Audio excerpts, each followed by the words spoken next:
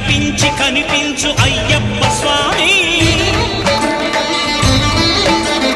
మకర సంక్రాంతి సజ్జోతివై అరుదెంచి మహిమలను చూపించు